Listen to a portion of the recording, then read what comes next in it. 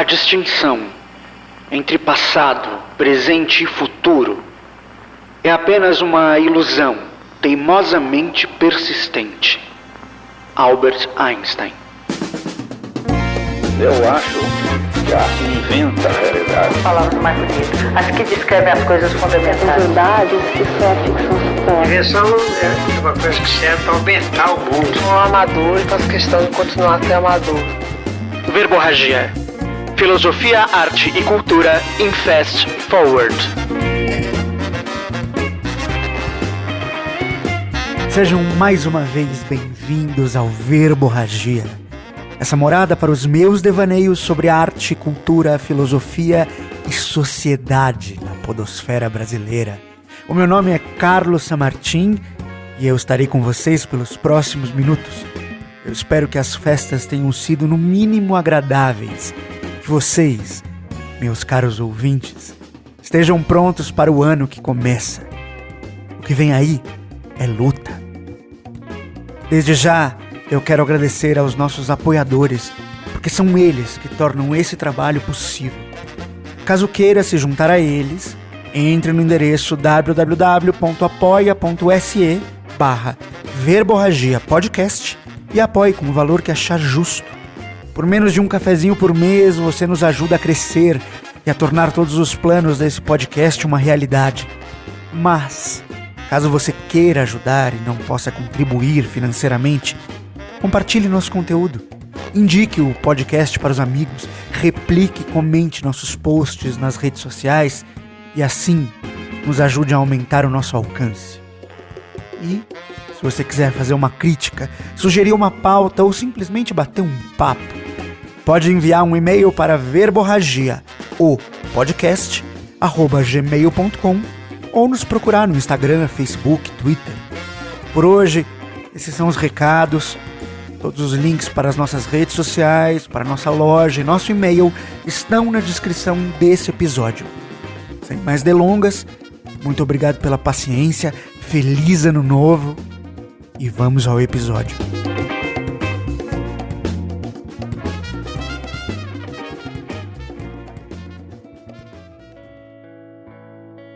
Há poucos dias, acabamos de cruzar um marco temporal muito importante.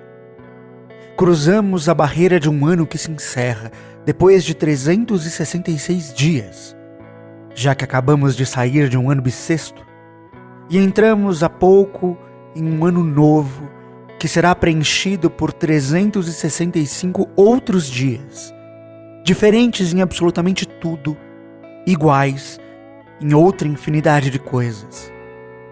Contamos 2021 anos desde o início da Era Comum, que principia com o suposto nascimento de um nazareno específico, foco da adoração de um grupo de religiões bastante populares no Ocidente. Uma data profundamente arbitrária, determinada por convenção, como a própria ideia que nós fazemos de Ocidente. Outros povos, esses arbitrariamente chamados de não ocidentais, vão ultrapassar barreiras semelhantes em outros momentos. E mesmo para nós, ocidentais, esse marco foi cruzado em diferentes momentos, conforme a passagem do Sol pelas também arbitrárias latitudes. No frigir dos ovos, pouca coisa é prova tão poderosa do pacto involuntário que fazemos como humanidade, quanto o tempo e a ideia que fazemos dele. Para além dos conceitos físicos e desse pacto planetário que renovamos ano após ano, nosso entendimento do passar das horas pode ser bastante particular e depender de tantos fatores que é difícil que as horas mortas do relógio façam jus ao que sua pele ou seu coração sentem.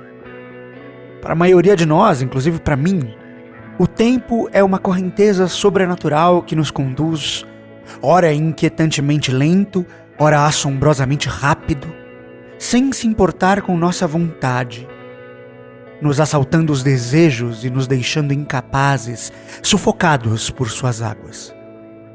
Só que essa sensação de impotência é também, por si só, tópico de um pacto firmado por uma parte da humanidade. Nada mais do que uma convenção que, como todas as convenções, está sujeita à nossa vontade. A percepção do tempo, assim como o próprio tempo, é relativa. E é preciso assumir nossa participação nessa relação. Temos até ferramenta perfeita para isso: a linguagem. Se existe algo que nos separa dos outros animais, é justamente a linguagem. Ainda que ela exista na natureza e esteja longe de ser nossa exclusividade, fomos nós, do gênero Homo sapiens, que levamos esse mecanismo à excelência. Não em sua parte mecânica, mas no refinamento e na importância que ela tem nas nossas vidas, ao ponto de ser determinante para a formação daquilo que chamamos de eu. Um exemplo maravilhoso disso são os Amondawa. Esse povo que habita a região amazônica, segundo algumas pesquisas, não apresenta em sua língua uma palavra que defina o tempo como entidade e, portanto, parecem perceber sua passagem de outro modo, se ancorando nos acontecimentos que marcam sua vida.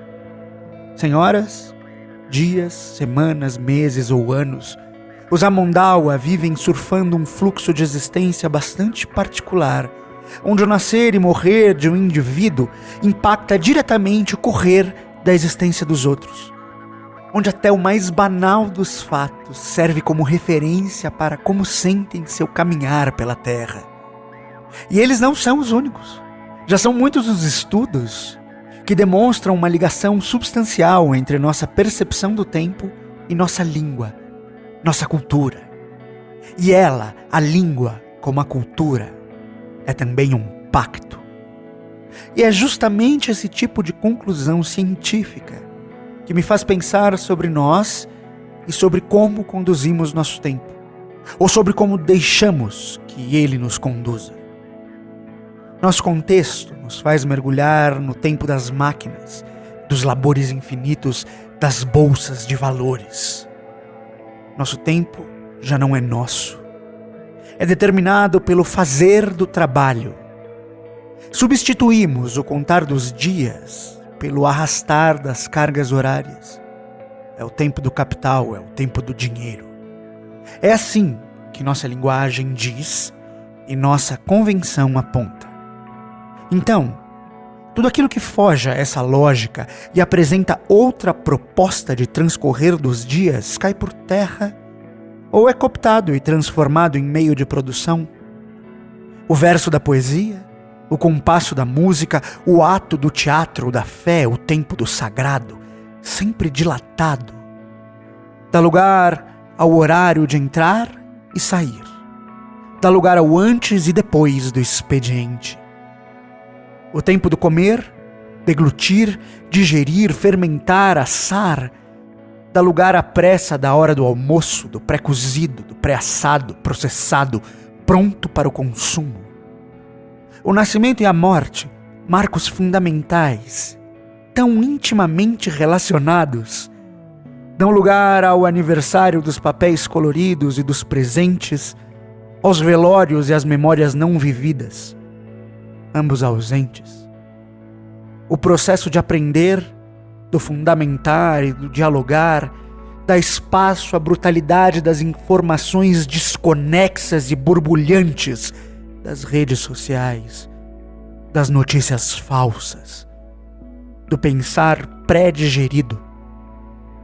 Nossa linguagem, tão abundante em formas de descrever o tempo, foi amputada para que não nos restasse senão o trabalho infinito dos dias de 24 horas da contemporaneidade.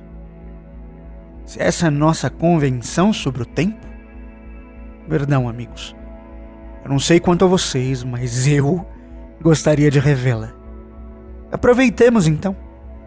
Aproveitemos o ano que nasceu essa convenção que separa nosso existir em 365 partes, em partes ainda menores.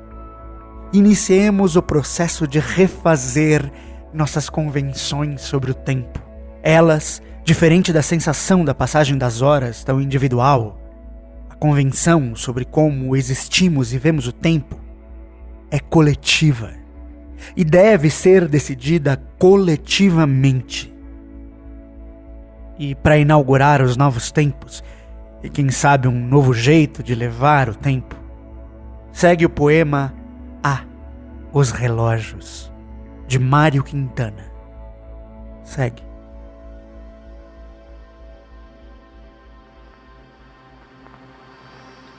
Amigos, não consultem os relógios quando um dia eu me for de vossas vidas, em seus fúteis problemas tão perdidas que até parecem mais uns necrológios.